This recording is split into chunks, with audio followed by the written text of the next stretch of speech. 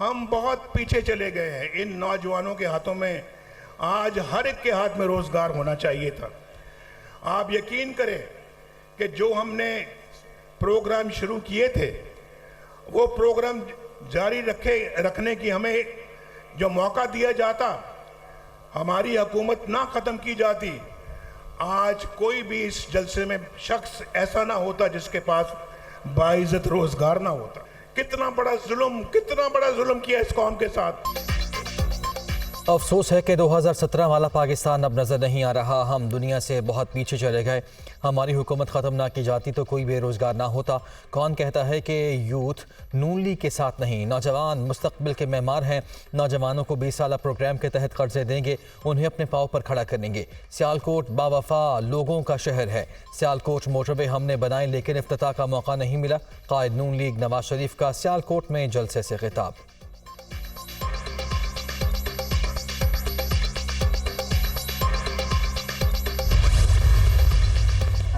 नौजवान बच्चों से, कौम के बच्चों से ये कहना चाहती हूँ, अपनी नौजवान बहनों से, बेटियों से ये कहना चाहती हूँ कि वोट की पर्ची एक पर्ची नहीं होती, वो आपकी तकदीर का फैसला है। उसको बहुत सोच समझ के करना। आपका मुकद्दर पेट्रोल बम नहीं है, आपका मुकद्दर बाइज्जत रोजगार है। जो शख्स आपके हाथ में पेट्रोल बम्स देता है वो आपका हमदर्द नहीं। आज वो बच्चे जिनको वर्गलाया था और रियासत पाकिस्तान पे हमला कराया था, आज वो बच्चे जेलों में पड़े सड़े, उनको कोई पूछने वाला नहीं। नौजवानों को डंडे पकड़ाने वाला उनका हमदर्द नहीं। नौजवानों का मुस्तकबिल पेट्रोल बम नहीं, IT स्टार्टअप्स हैं। बच्चों को वर्गला कर रियासत पर हमला कराया गया। नौजवान बानी PTI की वजह से जेलों में सड़ रहे हैं। आपका मुकद्दर बाइज्जत रोजगार, अच्छे कॉलेजेस और स्कूल्स हैं। 8 फरवरी को मुस्लिम लीग नून का कोई वोटर घर पर ना बैठे, शेर पर मोहर लगाएं। जितनी मोहरें लगेंगी उतनी तेजी से मुल्क तरक्की करेगा। नवाज शरीफ ने जो वादा किया पूरा किया। मरियम नवाज का सियालकोट में इंतखाबी जलसे से खिताब।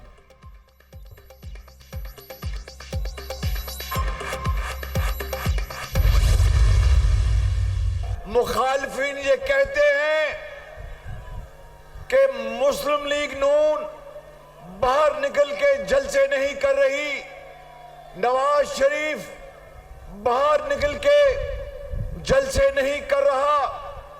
तो क्या आज सियालकोट में हम किसी कमरे में जलसा कर रहे हैं? एक सियासी मेहरबान है, वो आजकल जलसों में कभी कोई मजदूर कार्ड निकाल के दिखाते हैं, कोई किसान कार्ड निकाल कर दिखाते हैं, कोई फलां कार्ड निकाल कर दिखाते हैं। गौर से देखें तो लगता है कि ये कोई फुटबॉल मैच के रेफरी हैं। सदर नून लीग शहबाज शरीफ की नाम लिए बगैर बिलावल भुट्टो ज़रदारी पर एक बार फिर तनकीद। मुखालिफिन कहते हैं नून लीग बाहर निकल कर जलसे नहीं कर रही। देख लें क्या नून लीग आज सियालकोट में कमरे में जलसा कर रही है। अजीम उशान जलसा साबित कर रहा है कि सियासी मुखालिफिन का जुलूस निकल जाएगा। एक सियासी मेहरबान जलसों में किसान कार्ड और मजदूर कार्ड दिखा रहा है। गौर से देखें तो वो किसी फुटबॉल मैच के रेफरी लगते हैं। अवाम 8 फरवरी को येलो कार्ड दिखाकर उन्हें बाहर निकाल देंगे। 8 फरवरी का सूरज नून लीग की फतह लेकर तुलू होगा। पाकिस्तान की फतह होगी। नवाज शरीफ चौथी बार वजीर आजम बनेंगे। शहबाज शरीफ का सियालकोट में खिताब।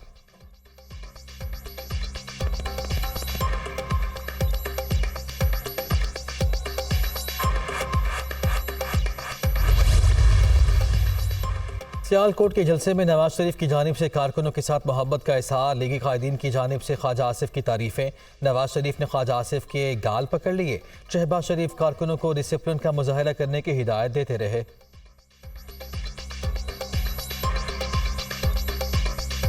ये कह रहे हैं कि Nawaz Sharif I love you, Nawaz Sharif loves you too.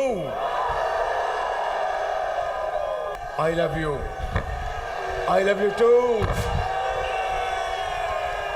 Sialkot बावफा लोगों का शहर है, तो सबसे बड़ा बावफा तो ये खड़ा मेरे साथ, जिसका नाम ख्वाजा मोहम्मद आसिफ है। पहले एक दिन उनका एक ओहदेदार उठता है और सुप्रीम कोर्ट और जज साहिबान को गालियां सुनाते हैं।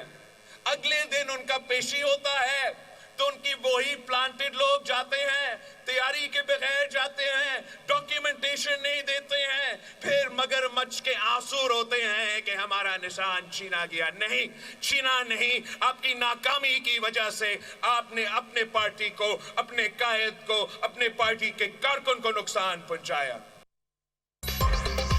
जो समझते हैं कि चौथी बार वजीर आज़म बन चुके हैं, उन्हें गलत फहमी है। उन्हें मालूम नहीं कि ताकत का सरचश्मा आवाम है। इन्होंने चार्टर ऑफ डेमोक्रेसी करके तौबा की थी, अब वही काम शुरू कर दिए हैं। पीटीआई के प्लांटेड लोगों की वजह से कारकुनों को नुकसान हुआ, इंतखाबी निशान छीन गया। ये लोग तैयारी के बगैर सुप्रीम कोर्ट जाते हैं और फिर आंसू बहाते हैं। 8 फरवरी को जज्बाती होने की ज़रूरत नहीं, होशियार होने की ज़रूरत है। पीपल्स पार्टी में सलाहियत है कि वो सबको साथ लेकर चल सकती है। नफरत और तकसीम की सियासत ख़त्म करेंगे। आज मुल्क ख़तरे में है, दहशतगर्द फिर सर उठा रहे हैं। हमें मौका मिला तो पाकिस्तान में कोई गुड या बैड तालिबान नहीं होंगे। आइन को ना मानने वालों को दहशतगर्द समझते हैं। चेयरमैन पीपल्स पार्टी बिलावल भुट्टो का रावलपिंडी में खिताब।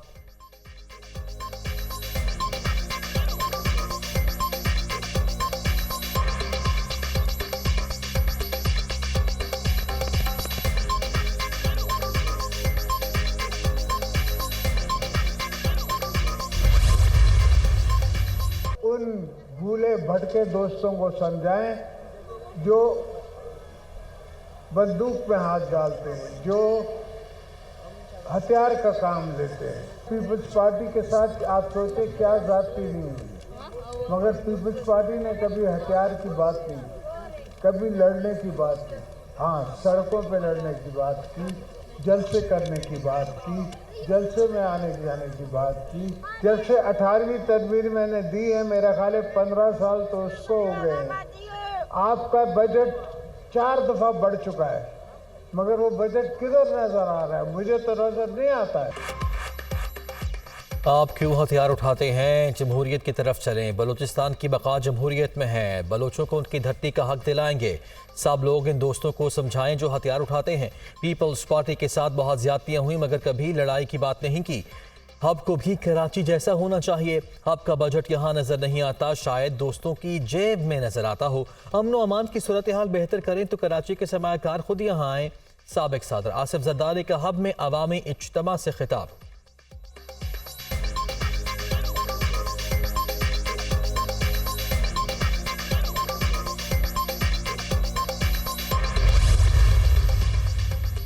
शानदार पाकिस्तान, शानदार मुस्तकबिल और ख़राब माजी से छुटकारा। पीटीआई ने भी इंतखाबी मंशूर का ऐलान कर दिया। हुकूमत में आए तो आइन में तरामीम करेंगे। वज़ीर आज़म का इंतखाब डायरेक्ट अवामी राय से होगा। वज़ीर आज़म चंद MNAs के वोट से नहीं बनेगा। बैरिस्टर गौहर खान ने प्रेस कॉन्फ्रेंस करते हुए कहा कि असम्बली की मुद्दत 5 साल से कम करके 4 साल करेंगे। सेनेट की मुद्दत 6 साल से कम करके 5 साल करेंगे। इंतखाबी मुहिम में मुश्किलात का सामना है। हमारे हुकूक की खिलाफ वर्जी की जा रही है। लेवल प्लेइंग फील्ड तो क्या, फील ही नहीं दी गई। इंतखाबी निशान बल्ला छीन लिया गया। जेल में हमारे 1 से ज़ायद गैर कानूनी ट्रायल चल रहे हैं। हक के दिफा नहीं दिया जा रहा। उन वकला को नामजद किया गया जो प्रोसिक्यूशन की जानिब से पेश हो चुके हैं। मुल्जिम की मर्जी के बगैर वकील मुकर्रर करना आइन की खिलाफ वर्जी है।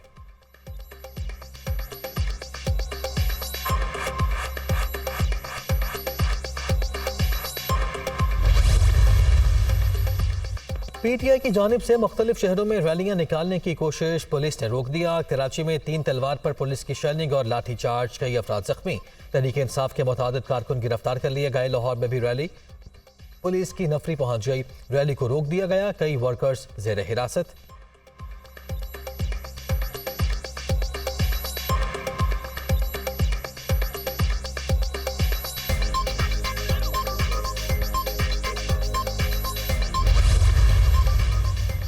मुल्क को आइन और कानून के बगैर नहीं चलाया जा सकता। खित्ते के ममालिक हमसे बहुत आगे निकल चुके हैं। मनसब और हल्फ का तकाजा है कि हुक्मरान अवाम की खिदमत करें। पाकिस्तान तनाजुले की इंतहा पर है, कहीं तो खराबी है। हमारे मुल्क में डाकू ताकतवर और पुलिस कमज़ोर है। दहशत गर्दी के बाइस पाकिस्तान और अफगानिस्तान के दरमियान ताल्लुकात में तलखी आई। सियासतदान इलेक्शन के बाद अवामी मसाइल हल करने का वादा भूल जाते हैं। हमें खैबर पख्तूनख्वा में हुकूमत मिली तो जानवरों और दरख्तों के लिए भी कानून साजी की। मौलाना फजलुर रहमान का लाड़काना में जलसे से खिताब।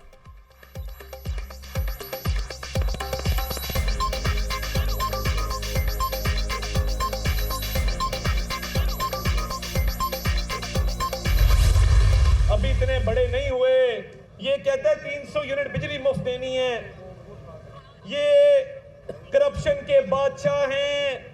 इन्होंने 300 यूनिट तो क्या, इन्होंने लोगों की जेबों से 300 रुपए भी निकाल लेने। मेरी बात याद रखना, नवाज शरीफ साहब मईशत के पहिए को चलाना जानते हैं। एक बडेरा आया है कराची से और नवाज शरीफ ने अपना एक कारकुन, अपना एक सिपाही उसके मुकाबले में मैदान में उतारा है। मनाजरे का चैलेंज करने वाले अभी इतने बड़े नहीं हुए। कराची के एक वडेरे ने लाहौर का रुख किया है। 300 यूनिट बिजली मुफ्त दरकिनार, बिलावल आवाम की जेबों से 300 रुपए भी निकाल लेंगे। लीगी रहनुमा अता तारड़ का चेयरमैन पीपल्स पार्टी को जवाब, बोले नवाज शरीफ ही मईशत का पहिया चलाने में माहिर है। नवाज शरीफ ने एक कारकुन को वडेरे के मुकाबले में मैदान में उतारा है।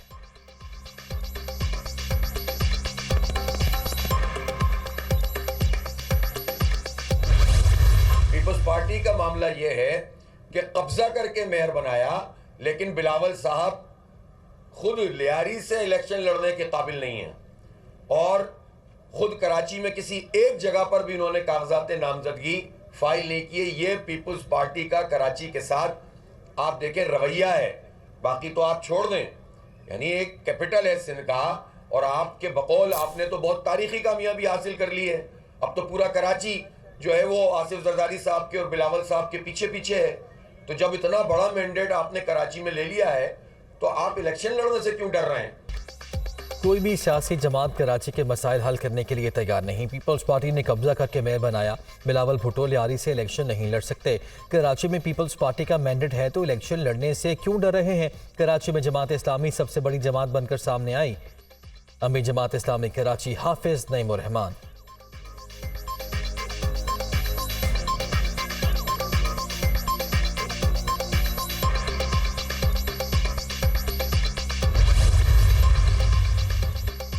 मुल्क को नई सोच की ज़रूरत है। वोटर्स 8 फरवरी को पीपल्स पार्टी को कामयाब कराएंगे। नून लीग इंतकाम की सियासत करती है। आसिफ जरदारी 1997 में जेल में डाले गए। नवाज शरीफ के दौर में भी वो जेल में ही थे। पीटीआई अपनी गलतियों की वजह से टूट फूट का शिकार हुई, इसमें किसी का हाथ नहीं। अब पीपल्स पार्टी का मुकाबला नवाज लीग से है। हुकूमत में आकर दोबारा लोगों को रोजगार देंगे। मुराद अली शाह का 7 में खिताब।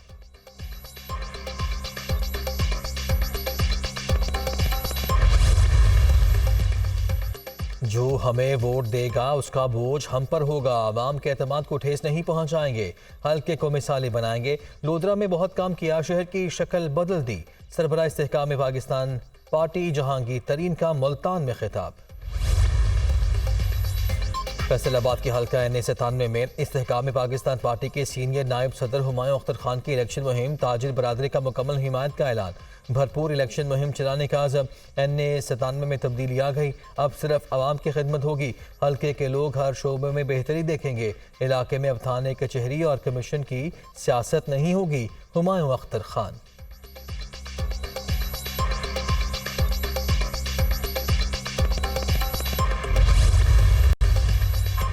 इलेक्शन पर असरअंदाज होने के लिए पीटीआई की अमरीका और पाकिस्तान में भारी सरमायाकारी का इंकशाफ। लाखों डॉलर पीटीआई के ओवरसीज अरकान और मुख्तलिफ किरदारों ने फराहम किए।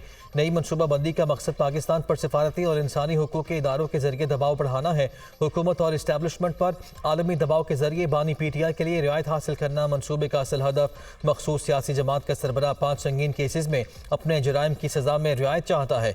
बानी पीटीआई और साथियों को 9 मई के मुकदमात से निकलवाना मनसूबे का अहम मकसद। प्रोपेगेंडे के जरिए 9 मई को फॉल्स फ्लैग ऑपरेशन साबित करके अफवाज और अवाम में खलीज पैदा करना भी अहदाफ में शामिल। 8 फरवरी के इंतखाबात को मुताज़ा बनाना, पीटीआई को मकबूल तरीन जमात के तौर पर जाहिर किया जाना मनसूबे में शामिल। इदारों ने नए मनसूबे के सबूत हासिल कर लिए।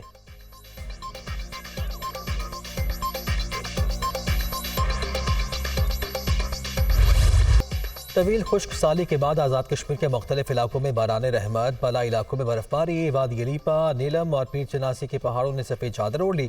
सवात में आसमान से गिरती बर्फ से नज़ारे हसीन। पेशावर में बूंदाबांदी, मौसम सर्द।